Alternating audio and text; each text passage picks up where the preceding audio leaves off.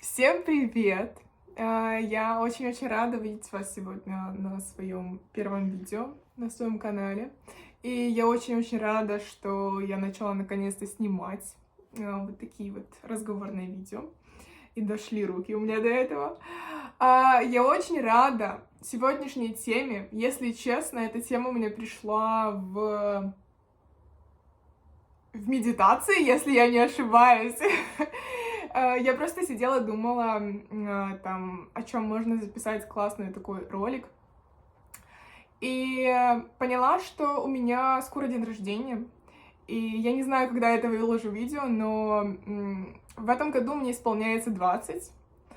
И за последний год очень много произошло всяких разных и психологических вещей, и материальных, с которыми я хочу с вами поделиться, опытом скорее. Опытом эзотерики, опытом я ушла очень глубоко в духовность, очень много разных курсов брала, очень много книг читала, и я продолжаю это делать, потому что мы никогда не можем знать всего в этой жизни. Вот, да, к сути видео. В этом году мне исполняется 20, и я решила записать такое видео про 20 вещей, или не вещей, которые я осознала к 20 годам. Поэтому я надеюсь, что оно будет очень интересно. Если что, у меня тут есть список, я заранее подготовилась к этому. Вот, все вещи, они такие настолько интересные. Это скорее будет список инсайтов, которые я поняла вообще за последний год. И это будет супер информативное видео, я надеюсь. Я очень сильно hope, что для многих людей они просто словят такие инсайты. Если я как минимум одному человеку помогу в этом плане, смотивирую что-то, хотя бы один человек. Ой, какое солнышко. Потрясающе! Если хотя бы один человек узнает что-то новое из этого видео, то я буду просто самым счастливым человеком на этой планете, и я исполнила свою миссию. Поэтому погнали. И первая вещь, которую я поняла, это если вы боитесь чего-то потерять в будущем, значит, это происходит с вами сейчас. Приведу пример. Если вы, допустим, боитесь потерять друзей, когда вы переедете куда-то, оглянитесь, может, вы уже их теряете. Или если вы боитесь, что вы пойдете на новую работу, и она будет неинтересная, оглянитесь, может быть, эта работа неинтересна. Приведу пример из жизни. Когда я была в Германии, я сидела и, как сегодня помню, думала, блин, я боюсь ехать в Британию, потому что я там буду одинокой, я буду чувствовать депрессию, у меня там никого нету, я там никого не знаю, что же будет, я буду, типа, с плохим настроением постоянно ходить. А что происходило на тот момент, на тот период в моей жизни? Я сидела в Германии, и у меня уже была депрессия. У меня уже были панические атаки, у меня уже было плохое настроение, и я уже на тот момент чувствовала себя одиноко. Поэтому, если вы боитесь чего-то потерять в будущем, то оглянитесь, может, это происходит с вами сейчас. Если вы боитесь того, что вы потеряете связь со своими родственниками, когда переедете в другую страну, в другой город, то, возможно, это происходит с вами сейчас. Следующее осознание ко мне пришло на приеме у психотерапевта, но я почему-то в тот момент не сильно оно мне откликнулось, возможно, я на тот момент не понимала смысл этих слов, но прям полностью осознала я смысл этих слов, когда я была на курсе по духовности, эзотерике и всяких таких штук интересных. Так вот, страх — это подсознательное желание. Сейчас на меня польется много хейта, и все такие, типа, чё? Я там что, хочу заболеть? Я там что, хочу потерять работу? Я там что, хочу, ну, я не знаю, всего, чего я не хочу сделать?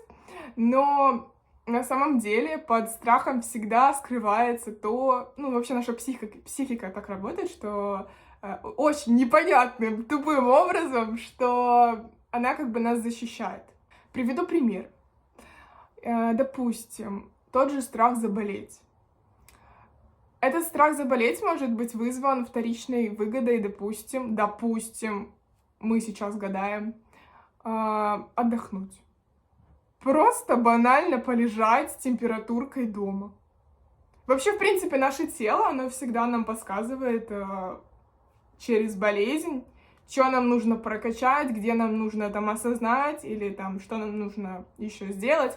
Очень близко к страху заболеть стоит страх потерять работу, потому что это тоже может быть как просто желание, если это случится, то какая вторичная выгода у меня будет? Я там отдохну, допустим, у меня будет куча времени на то, чтобы отдохнуть, посмотреть там, не знаю, полежать, посмотреть фильмы, почитать книги, заняться саморазвитием. Или под страхом, допустим, потерять работу может стоять желание не идти на нелюбимую работу.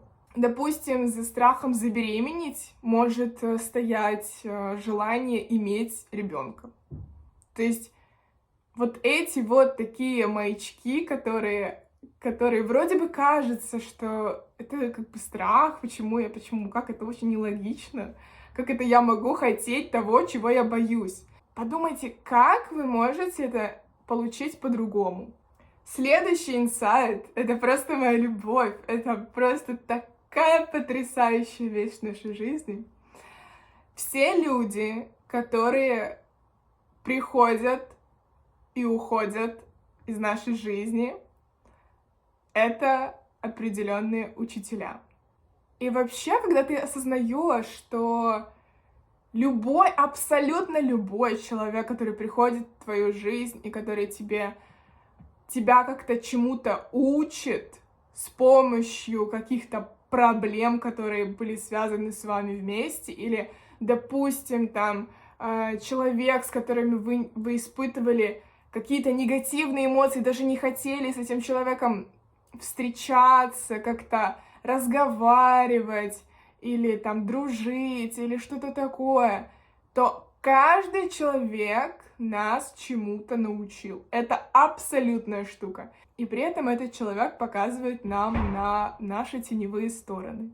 Очень важно благодарить этих людей за то, что если бы, ну вот просто осознайте то, что если бы этого человека, какого-то человека не было в вашей жизни, то вы бы не сидели бы сейчас там, где вы есть. Вы бы не были с таким, не знаю, опытом, багажом опыта, какой вы есть сейчас. Поэтому ни в коем случае вообще об этом нельзя жалеть о том, что не надо скорее жалеть о том, что какой-то человек был в вашей жизни, там, вот, не надо было там с ним видеться, не надо было дружить, не надо было встречаться и так далее. Нет! Абсолютно, если бы этого человека не было, вы бы сейчас не были тем, какими вы сейчас есть. Следующее осознание ко мне пришло буквально, наверное, неделю назад. И оно пришло ко мне на паре с философией. И, в общем, препод нас спросила, вот, как вы думаете, вообще, когда люди приходят к философии, когда они используют философию в их жизни? И, в общем, я отвечаю, что, знаете, я думаю, что философию люди используют тогда, когда они находятся в полной тишине. Вот, когда мы приходим домой, когда мы со всеми поговорили, со всеми переобщались, выключили соцсети, не знаю, все там пролайкали посты, просмотрели сторис, со всеми там потусовались, приходим домой. Это, знаете, это как можно сравнить с мыслями перед сном. Вот ты приходишь, ты ложишься, и ты слышишь тишину. Инсайт заключается в следующем. Нет ничего важнее нас и нашей тишины. И многие пытаются эту тишину заглушить. Заглушить музыкой, заглушить людьми. Вот, допустим, когда люди переезжают куда-то в какую-то там, не знаю, город, страну, они просто пытаются: давайте тусоваться, надо тусоваться, надо общаться, надо знакомиться. Но это не обязательно. Ну, когда ты поймешь, что, опять же, если ты не боишься этого потерять, если ты не боишься потерять там общение с какими-то этими, если ты не боишься не пойти на какую-то тусовку и просто побыть сейчас самой, там, не знаю, посмотреть фильмец, потанцевать под музыку или просто послушать свою тишину, это у тебя всегда будет. То есть, если ты этого не боишься, оно у тебя всегда будет. И вот следующий инсайт как раз будет о том, что есть только момент сейчас. Вообще, в принципе, будущего и прошлого нет. Потому что многие заседают в прошлом, многие думают о прошлом, а некоторые думают о будущем. И мы будто бы живем в каком-то нереализованном пространстве, нереализованном времени. Будущего, ну вот реально задумайтесь, будущего как такового нету. И прошлого уже его нету. Его никогда не было. То есть это как бы временные отрезки, которые люди придумали для того, чтобы планировать что-то наперед и думать и вспоминать о том, что было. То есть да, мы как бы на коннекте с прошлым, мы часть прошлого, и мы часть будущего. И просто проблемы всех людей, всего нашего человечества в том, что мы живем в каком-то либо будущем, либо прошлом, но не живем в моменте сейчас.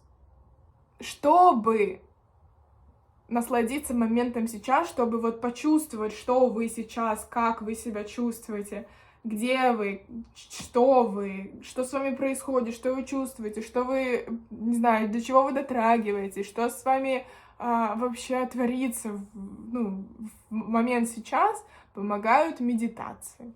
Вот медитация — это, вот, наверное, штука, которую я начала практиковать, именно практиковать полгода назад, потому что у большинства из нас началась какая-то вот такая депрессия, очень много тревоги. Мне помогли медитации. Я начала пробовать медитации, и сейчас я прям это делаю каждый день. Я понимаю, что это мне действительно помогает. Следующая вещь будет о том, что доказывать людям бесполезно. Да и незачем. Вот, потому что я вообще, тот человек, который всегда топил за справедливость. Как же так, что вот люди другие думают по-другому? Как же так, что... не так же, что это неправильно. В какой-то момент я поняла, что людям доказывать что-то бесполезно, потому что ты туда сливаешь просто так много энергии. Да и в принципе незачем, просто зачем? Зачем? Обычно на нас играют эмоции, и мы как бы очень сильно завязываемся, и просто, как знаете, как ком какой-то начинаем друг на друга орать, кричать, там, не знаю, выпускать пары, все такое. Но когда ты просто сидишь и понимаешь, что ты сливаешь туда энергию, и есть вообще люди, которые питаются нашей энергией, такие как энергетические вампиры, то становится как-то легче, когда ты понимаешь, что незачем. Просто есть люди, которых просто действительно не переубедишь. Следующая штука — это перестаньте быть спасательным жилетом. Перестаньте делать медвежью услугу для людей, которые вас не просят об этом. Да и вообще перестаньте давать советы, когда вас не просят. И давайте только тогда, когда вас просят об этом. Потому что никто не любит непрошенных советов. Потому что есть люди, которые думают, что они всезнайки, и люди, которые просто даже привыкли давать советы неосознанно. Вот, допустим, вы там общаетесь с бабушкой или общаетесь с подругой, или общаетесь, не знаю, с другом, и неосознанно, то есть не то, чтобы люди, допустим, хотят тебе дать совет, боже, какой потрясающий свет, о май гад, какой классный свет, я просто так рада, что солнце вышло, такое классное освещение. Да, просто есть люди, которые действительно не хотят это делать осознанно, и они это делают неосознанно. То есть они даже не понимая того, что они дают непрошенный совет, они как бы, знаете, как будто бы на автомате, на автопилоте такие сидят, типа, о, а тебе нужно открыть банк такой. И знаешь почему? Тебе вообще надо взять кредит, потому что так лучше выплачивать. Тебе надо сделать свой график, потому что так ты будешь лучше успевать. Для меня вообще совет давать людям, я прям очень много ответственности вкладываю в это. Следующий совет связан с энергией. Наверное, у многих есть такое ощущение, как будто вы куда-то сливаете энергию, и как будто бы ее никогда не хватает. Но, спойлер, мы все рождены с одинаковым количеством энергии. Вот, не так, что, допустим, я интроверт, и поэтому у меня там мало энергии. Нет, так не работает. Для того, чтобы восполниться энергией, надо сначала понять то, куда вы ее сливаете. Люди думают, что надо что-то делать для того, чтобы получить энергию. Но фишка в том, что надо сначала что-то не делать. Куда можно сливать энергию? Негативные люди, негативные мысли. Просто, знаете, как проанализировать то, что вы чувствуете на протяжении дня. У меня прям после того, как я начала анализировать все свое окружение, я поняла, что есть люди, после общения с которыми я прям прихожу домой, неважно во сколько, это днем, это была встреча либо вечером, либо ночью. Но есть люди, после которых ты приходишь, и ты просто выжат как лимон. После того, как вы поймете и осознаете, куда вы сливаете энергию, тогда уже надо понимать, что вам дает энергию. Вот, это знаете, вот я как села, открыла блокнотик и написала там вещи, которые там сливают мою энергию. Это может быть обсуждение людей просто по 500-му разу, перемывание всем косточки. Это может быть просто вспоминать о тех людях, которые были в прошлом. Это может быть люди с негативными мыслями. Сливать энергию можно в работе. Как? Допустим, вы работаете дизайнером, и все такие... Или визажистом, визажистом. Вы работаете визажистом, и ваши друзья, ваши знакомые, там, родственники, когда узнают о том, что вы работаете визажистом, и они вам пишут потом: о, слушай, ты работаешь визажистом? Сделаешь мейк на, там, 8 число? Или, там, вы работаете дизайнером, и... О, ты дизайнер? Слушай, сделаешь мне сайт по быстрячку? И люди соглашаются на то, что бесплатно делать эту работу. Просто бесплатно. Почему? Почему это происходит? Потому что я хороший, я правильный. А как это по-другому? Как это я могу там своему другу сделать там мейкап, или там подруге сделать мейкап, или сделать сайт? Как я могу как бы получить от них деньги? Я же не могу от них получить деньги. То есть, когда вы просто тупо делаете мейкап или съемку тому человеку, с которого вы не можете, ну, как бы, просто не можете, потому что так как бы заведено, или потому что вы не можете сказать цены за свои услуги, то вы сливаете просто энергию, и она не циркулирует, она типа просто как бы застопоряется. Вот, поэтому очень важно называть цены за свои услуги. Очень важно говорить людям «нет», когда вы не хотите давать совет, когда вы не хотите выслушивать в 500-й раз о проблемах там вашего знакомого, вашей подруги, вашего друга и все такое. Следующая штука звучит так. Мечты действительно сбываются. Но они сбываются тогда, когда вы их отпускаете. Потому что проблема людей в том, что мы не умеем ждать. Мы загадываем желание и думаем через день, там, не знаю, через неделю. Блин, оно не случилось. Блин, оно никогда не случится. Оно там... Просто дайте себе время. Дайте время этому желанию, полюбите процесс. Напоминайте себе об этом желании. Помните об этом желании. Но никогда не сожалейте о том, что его в вашей жизни нету. И вторая вещь исходит из первой. Вот вы, наверное, замечали, что вот вы загадали желание, а оно, там, не знаю, через какое-то время исполнилось у другого человека. Не знаю, загадали вы желание поехать в Париж. И потом заходите в Инстаграм, допустим, или, не знаю, просто узнаете, что кто-то уже в Париже. Или, там, не знаю, загадали желание купить сумку Шанель, а она уже у кого-то там. Или загадали желание открыть бизнес, а кто-то уже открыл бизнес.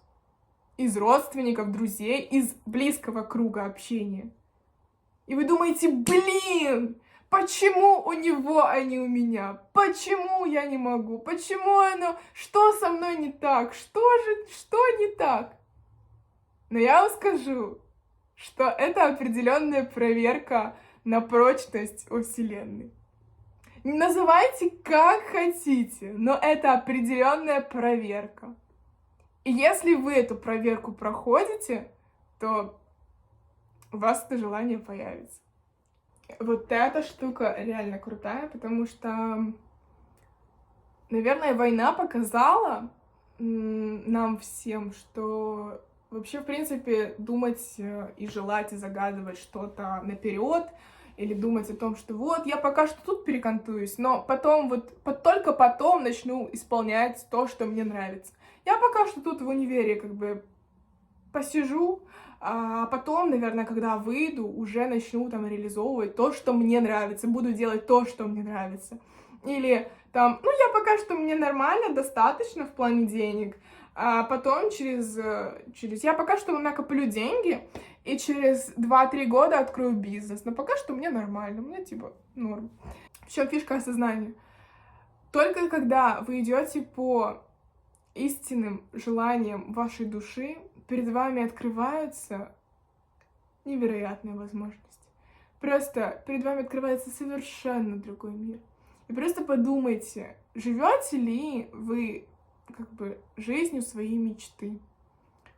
Реализовываете ли вы то, чем вы хотели заниматься в детстве? Может быть, вы хотели рисовать, но забросили рисование. И сейчас просто из-за того, что нету времени, нету сил, нету желаний, нету красок, нету холста, нету денег, нету вдохновения, нету времени и так далее, мы начинаем просто придумать всякие там все, что возможно, только не рисование. Просто подумайте, чем вы любили заниматься в детстве. Вот я любила фотографировать, я любила съемки видео. Я сейчас это делаю. То есть я как бы живу жизнью своей маленькой Даши, которая хотела фотографировать, которая хотела снимать видео. И я это делаю. И подытоживая, хочу сказать, что уметь реализовать свои искренние желания дает очень широкие возможности, а умение реализовать их колоссально.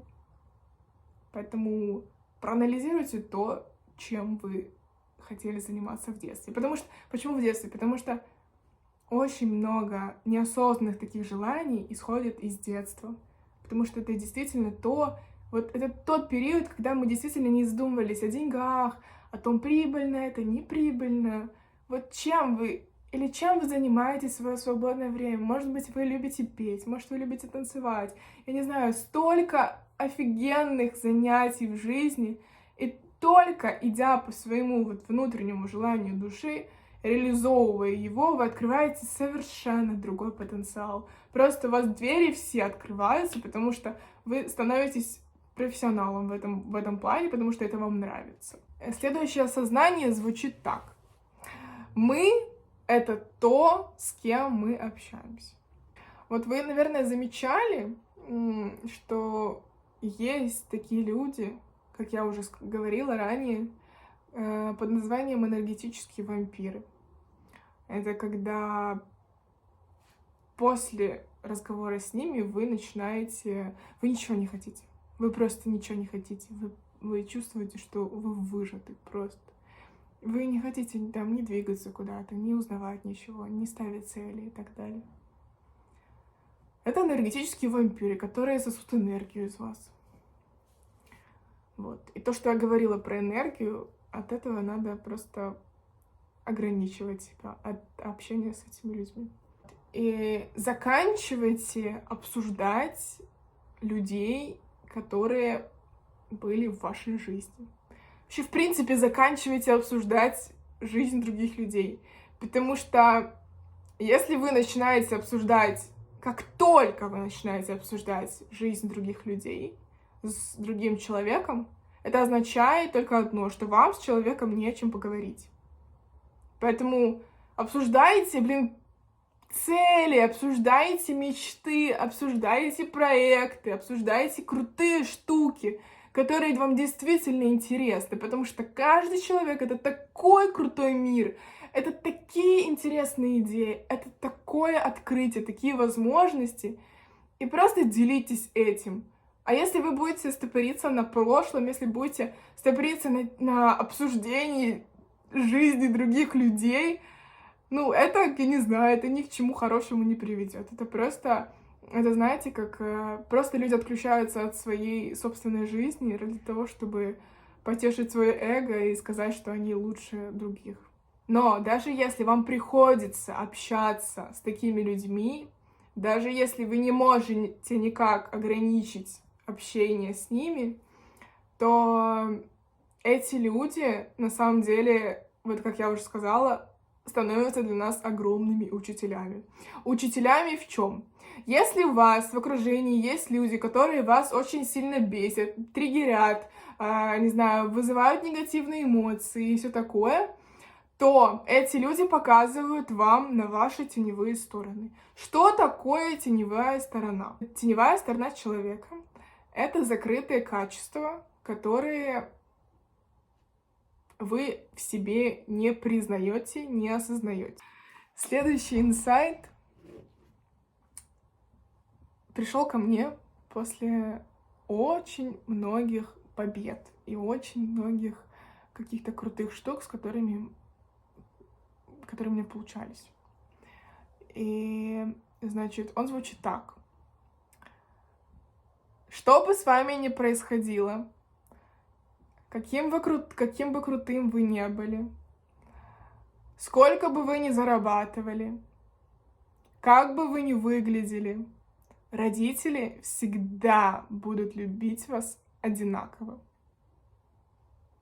Где бы вы ни учились, в каком бы Гарварде, Стэнфорде, где бы вы ни жили, в каком бы Нью-Йорке, Лондоне, сколько бы вы ни зарабатывали, $1 000 000 или $10, родители всегда будут любить вас одинаково. Следующая штука. Если у вас чего-то нету на данный момент в жизни, это означает, что вы просто к этому не готовы. То есть, допустим, если вы думаете, что вот я там не учусь в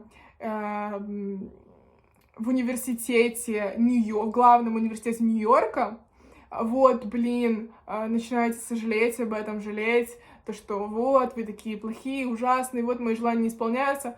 Вы просто к этому еще не готовы. Это, знаете, можно сравнить с, человеком, обычным простым человеком, который выиграл $1 000 000 в лотерею. И очень много таких случаев, когда этот же человек, я не знаю, просидел на этих деньгах год, потратил их всех, никуда не вложил, никак не знает, как с ними обращаться, и следующий, ну, типа, через год стал обычным, там, не знаю, вернулся к своей той же жизни, дворником и все такое. И вообще переход на новый уровень вообще жизни, там, не знаю, всего-всего, это всегда потеря старых ориентиров. Это всегда потеря старых отношений, состояний, чувств, мест, какой-то поддержки под ногами. Это всегда неизвестность. Вот это всегда неизвестность. И выигрывают только те, которые не боятся идти в новое. Поэтому, если у вас сейчас депрессия, непонятки в жизни, непонятки в отношениях с людьми, вообще очень ужасное состояние, стресс, тревога, там все накопилось, вы не знаете, куда двигаться, это определенный урок вашей жизни. И этот урок вы обязательно пройдете. Главное понять, для чего. Главное проанализировать. Это вообще, это переход, знаете, вот переход на новый уровень, это всегда какое-то падение. Обычно люди начинают подниматься после того, как они жестко упали. Жестко что-то вот очень плохое произошло. И поэтому, я не знаю, будет ли это знаком, вот посчитайте это знаком, что если вам сейчас плохо, это означает, что вам потом будет очень-очень хорошо. Ну, реально, потому что, это, знаете, как говорится, почему иногда надо оказаться на полном днище? Потому что с него есть только подъем наверх. Ориентируйтесь на свои чувства. И следующая штука, которая заключение моей двадцатки, это чувствовать любую эмоцию, это абсолютно нормально. Главное их проживать. Если у вас депрессия, если вы, там, не знаю, поговорили с каким-то человеком, он вас очень сильно обидел, начал триггерить или что-то такое, вы приходите и вы выливаете эти эмоции. Вы, не знаю, есть техники написания там на бумаге, просто слива сознания. Просто берете, заводите таймер на 15 минут и пишите абсолютно все эмоции, абсолютно все мысли. Вы просто выписываете их на бумагу. Просто главное вообще прожить эти эмоции, прожить эти состояния, прожить эту злость, вылить ее куда-то. Потому что если вы не проживаете эмоции, значит, они по-любому куда-то выйдут. Они где-то абсолютно вольются, и потом еще хуже. А особенно, если вы накапливаете эмоции, если оно просто таким комом потом выйдет. Вы даже себе не представляете. Поэтому, если вы хотите погрустить, поплакать, поорать, я не знаю, если вы хотите кого-то убить, убейте подушку. Реально, работает. На этом у меня закончился мой список 20 вещей, которые я поняла за свои 20 лет. Вообще очень много осознаний за последний год. Было прям очень много осознаний. И я вам скажу, что вообще саморазвитие — это реально очень крутая штука. И вне зависимости от того, в каком вы сейчас положении, где вы сейчас находитесь, чем вы занимаетесь, его можно начать с любыми ресурсами, с любыми, главное, чтобы было желание. Поэтому я заканчиваю это видео на такой приятной ноте. Я надеюсь, что кому-то своими рассказами, своими 20 вещами я помогла, возможно, на какие-то мысли новые вывела. Я буду очень рада, если у кого-то, кто-то словил какой-то инсайт из каких-то вот вещей, которые я сегодня сказала. Если да, то напишите, пожалуйста, об этом в комментариях. Я буду очень рада прочитать, увидеть, услышать и вообще расскажите, нравится ли вам такой формат роликов. Вот, поэтому я вас очень люблю. Хорошего вам прекрасного момента сейчас. И увидимся в новом видео. Пока!